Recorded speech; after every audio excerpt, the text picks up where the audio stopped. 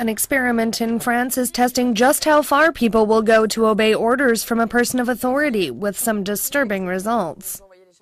Participants are told that they are contestants on a spoof game show called The Extreme Zone, in which they are asked to deliver near-fatal electric shocks to a rival for giving incorrect answers to questions.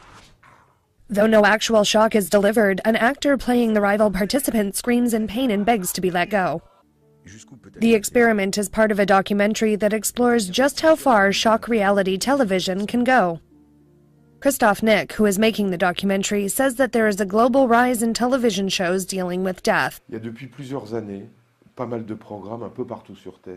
There have been for several years quite a few programs around the world which play with something entirely new. Let's call it a death impulse.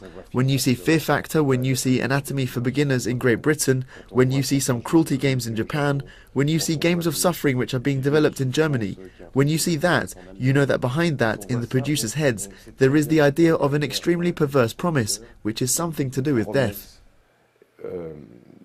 Extrêmement perverse, qui est quelque chose qui tourne autour de la mort flotte.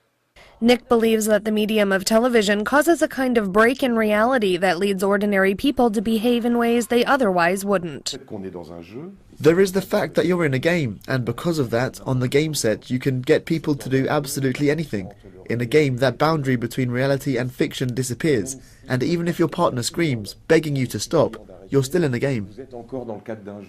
In an astounding show of obedience, 80% of the participants were willing to deliver shocks of up to 380 volts.